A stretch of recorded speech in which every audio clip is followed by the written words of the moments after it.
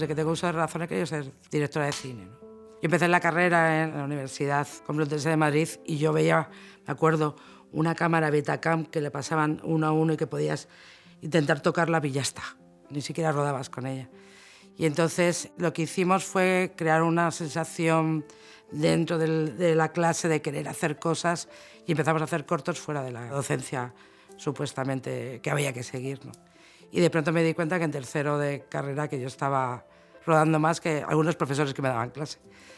Y entonces empezamos a trabajar en cortometrajes, hacíamos cine de animación, hacíamos cosas muy experimentales y jugábamos mucho. Y a partir de ahí empiezas a entrar un poco en la industria. De pronto te llaman para una publi, haces de auxiliar, de meritorio, y empiezas a entrar en muchos puestos. Y a partir, pues eso, desde los 18 años hasta ahora siempre he estado trabajando en la industria. Echar de menos una parte de, por ejemplo, el conocimiento de guión, tener maestros como Urbizu o maestros de verdad que tienen un conocimiento de la estructura de un guión, habría sido maravilloso en su momento. Yo fui muy autodidacta. Mis maestros de guión eran William Wyler, era el cine que yo veía. Entonces yo decía, ¿por qué funciona esta secuencia? Y volví a ver Eva el desnudo 700 veces hasta que decía, es por esto. Entonces este autoaprendizaje fue mucho más costoso que si hubiera tenido los profesores y los medios que hay ahora, pero también por otro lado hizo que me sintiera más segura. A la hora de dirigir y de escribir un guión, por ejemplo, yo he sido maquilladora, he sido sonidista, he sido operadora de cámara, he sido ayudante de dirección muchísimos años, directora de producción otros muchísimos años, y a la hora de enfrentarme por primera vez a un largometraje yo no me enfrentaba con un miedo de desconocimiento técnico.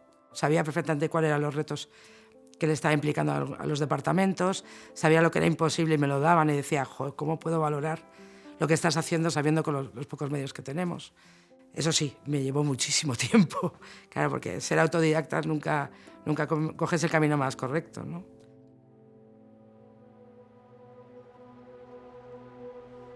Yo trabajé mucho tiempo con Gabriel Velázquez, que es un director, por desgracia no muy conocido, pero un grandísimo director que hizo Iceberg, Ártico, y aprendí con él mucho, aprendí a retratar la realidad, a mirar lo que pasa alrededor. Y yo siempre he sido una gran cotilla, que yo creo que todo director y guionista tiene que ser curioso y preguntón, ¿no? Estoy todo el rato como indagando, curioseando, y soy de las que se van andando y de pronto aparezco en un barrio que no conozco y veo a una viejita sentada y me siento al lado y empiezo a hablar con ella, ¿no? Y de pronto digo, las pensiones, ¿sabes? Y entonces las preguntas que me he hecho siempre he pensado que todo el mundo se las hace. ¿Y por qué no darle respuesta? Entonces, por ejemplo, el mundo gitano de Carmen y Lola. Mi madre tenía una gitana debajo de su casa que era como la amiga gitana que le vendía flores, y yo recuerdo volver de clase y encontrarme a la gitana en el salón tomando el café con mi madre, y era una imagen como muy normalizada en mi vida, y de pronto me di cuenta de que no era así, que era mi madre que tenía una relación especial con los gitanos, pero que en general pues han sido dogmatizados, les hemos hecho de todo, han sido algo que no queríamos tener cerca de nuestra casa, ¿no? Si el vecino era un gitano, no nos interesaba. Y esta doble moral, esta doble mirada es algo que me llama la atención. Por eso entré con Carmen y Lola. O, por ejemplo, Panchito, que es mi primer corto, es también una comedia social. Pues son cosas que me pregunto, me analizo y me llaman la atención y que quiero saber más. Y el cine yo lo uso como una excusa para meterme en... La última peli que acabo de hacer se llama Chinas y es sobre la segunda generación de chinos en España. Yo vivo en Lavapiés, tengo debajo de mi casa un bazar que está abierto hasta las 12. Toda mi vida he visto a esa niña pequeña haciendo los deberes en el bazar y dices, ¿cómo será esa vida, no? Y entonces yo me hago esas preguntas y digo, pues me voy a dar una respuesta. Y me pongo a indagar, a documentarme, a meterme dentro de las comunidades, a conocer a esa niña, a entrar en ese mundo. Y me parece tan fascinante el viaje que tengo que compartirlo. Y tengo que hacerlo a través de una peli. Porque para mí la vida son secuencias. Cada cosa que me pasa la tipifico como giro. Dentro de mi vida ha habido un giro dramático todo tiene una banda sonora. Soy puro cine. Desde que tengo uso de razón, las imágenes son mi forma de hablar, mi lenguaje. Todo lo que me sorprende, todo lo que tiene un destello, todo lo que tiene una luz, necesito indagar y saber más, ¿no? Y tengo muchas secuencias metidas en mi cabeza. Una de ellas era Lucía, esta niña china. Otra era el primer, qué es sentirse diferente dentro de una comunidad que ya es diferente. ¿Qué pasa con una trabajadora del día que tiene que ir a trabajar a 2 horas más lejos de su casa, en un turno que sale a las 10 de la noche y ya no hay transporte para volver a casa y tiene una niña pequeña? Todas esas preguntas que me hago, pues son secuencias que veo en el día a día y que quiero ahondar y contarlas.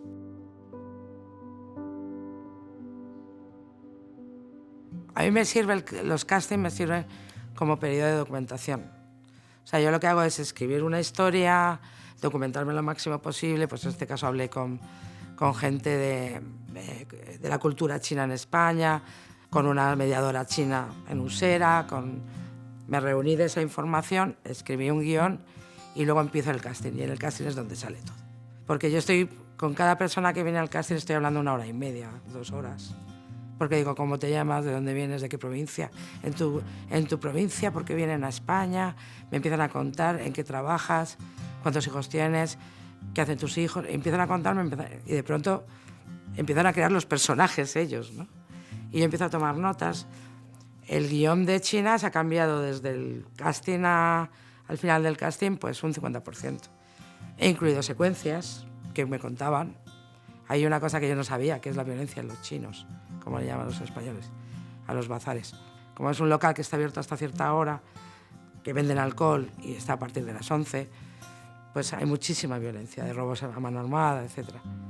Y entonces no lo sabía, lo desconocía. Y de pronto pues una señora se me pone a hablar, me empieza a contar, porque le cuento qué tal el bazar y de pronto se me echa a llorar. Y que es que justo el día anterior entraron unas adolescentes, le robaban cervezas, ella intentó que le devolvieran las cervezas o que dieran dinero y empezaron a regarla con la cerveza por encima. Y entonces ves a una señora de 55 años llorando, la abrazas, sientes lo mismo que está sintiendo ella y digo, hay que hablar de esto en la peli. Y me da las gracias, porque digo, no sabía lo que estaba pasando. Igual que los personajes en sí, o sea, los personajes... Yo escribí una adolescente que es una banana, amarilla por fuera, blanca por dentro, una chiñola, que son pues gente que ha nacido en España, pero que son absolutamente españoles, obviamente, pero que tienen esta cultura atávica y muy complicada que es la cultura china, unos padres muy protectores y que están entre 2 aguas culturales, ¿no? La búsqueda de dónde pertenezco. Querer salir por las noches con las amigas de botellón y eso es inviable, claro. Y yo tenía, por ejemplo, una discusión entre una adolescente con sus padres porque quería salir. Decía, joder, dejadme en paz, estoy hasta las narices de vosotros. Y hacía improvisaciones en el propio casting con una chica y una señora y era desde otro lado siempre. No discuten como discutimos nosotros, sino discuten desde el respeto. Entonces, claro, dije, el personaje que he escrito no existe. Y no hacía más que ver a más adolescentes y más adolescentes y todas acababan llorando. Siempre decíamos, ya ven, hoy toca terapia.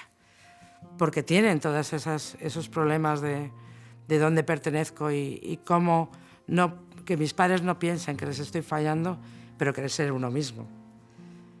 Pues una se los puso a llorar porque se había enamorado de un español y decían, no sé cómo voy a presentárselo a mis padres. Entonces, claro, todo lo que he escrito hay que saber ser inteligente y borrar y desprenderte de lo que escribes y desprenderte de la mentira, ¿no? Y coger la verdad. Y enriquece muchísimo.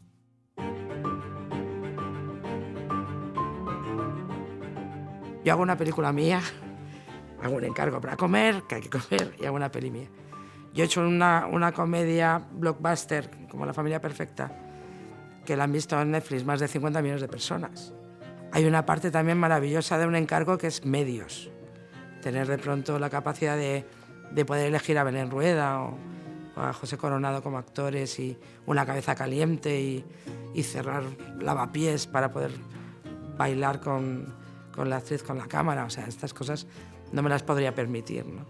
Entonces, son encargos que disfruto como si fuera un niño pequeño, porque son pues, las cosas que siempre he soñado, ¿no? Poder dirigir con medios y pedir algo y que esté. Que esas cosas no suelen ocurrir muy a menudo.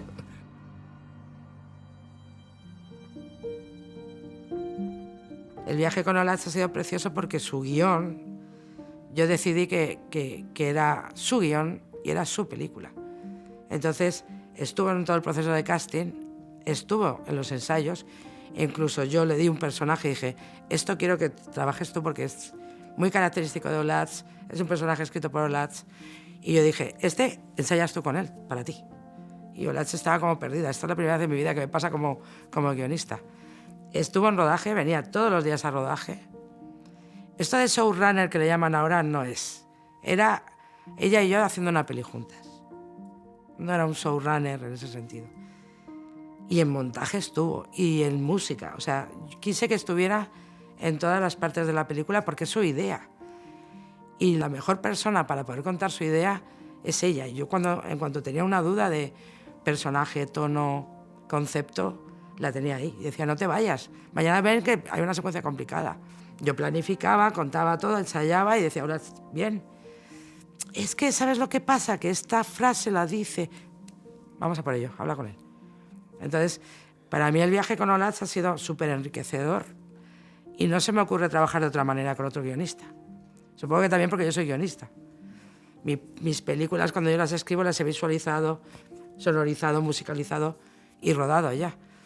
Y es que la tienes la peli en la cabeza. Qué mejor herramienta que tener a esta persona a tu lado todo el 24 horas. O sea, Olatz y yo estábamos pegadas todo el día.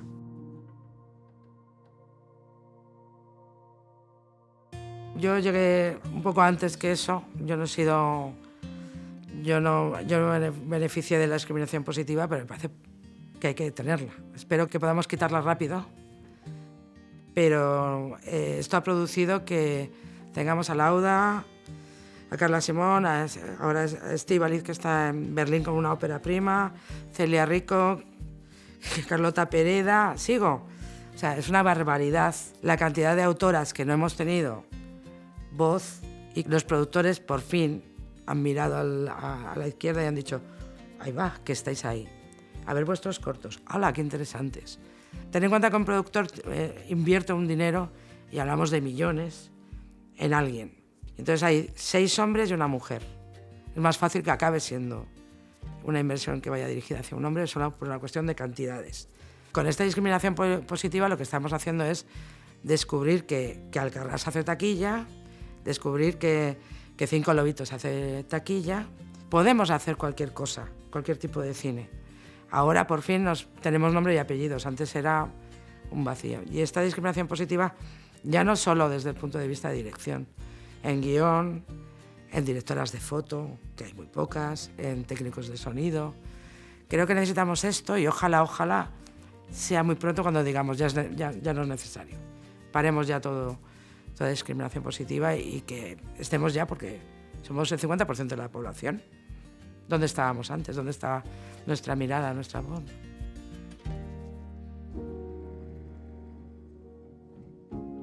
Infiltrada es un proyecto que me viene de la mano de Mercedes Gamero y Marilu Gutiérrez de Bowfinger y Beta, que me pareció fascinante. O sea, es la historia de una mujer policía recién salida de la academia que de pronto la fichan para infiltrarse dentro del grupo terrorista ETA en los 90. Y justo cuando tienes 22 años, cuando estás en el momento en que tú viajas, que te pegas tus Erasmus, que tienes tu primer novio, que empiezas a vivir tus primeras fiestas, esta chica lo paró todo, le dio una pausa y fingió la vida de otro. Y se metió dentro de un mundo, además, muy machista, que era el mundo de Tarra. Se metió desde abajo para ir subiendo poco a poco. Vivió cosas en una edad muy temprana que no tiene que vivir nadie. Y en el momento de la supuesta paz de tregua, en la época de Aznar, ella vivió con 2 etarras cuando se estaba montando el comando Donosti y iban a volver a atacar, ¿no? Me interesa mucho el mundo vasco, soy de allí, soy vasca, Y esa presión social, había un pozo, ¿no?, en el País Vasco. Ibas por pasajes y asustaba mirar las paredes llenas de pósters de Presoak Kalera. Había como un concepto, algo gris, un peso si eras joven y de izquierdas. Y o eres de los nuestros o no eres de nadie. Y esa presión a mí me parece muy interesante contarla, porque yo la viví. O sea, tú te ibas de cañas y al final acabas en una rico taberna, pero con gente que tú no comulgabas, y tomabas una cerveza y sabías que ese dinero iba para los presos de ETA. Y lo hacíamos porque si no lo hacías tenías problemas. Entonces esa presión emocional y ser una policía infiltrada en ese mundo me parece interesantísimo.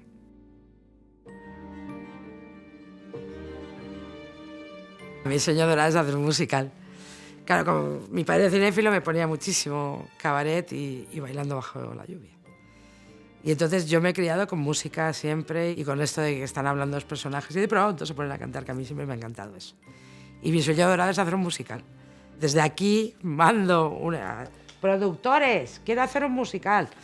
Sé que es complicado, pero oye, que ha habido Rocky Horror Picture Show, Los Miserables, puede dar taquilla, puede dar taquilla.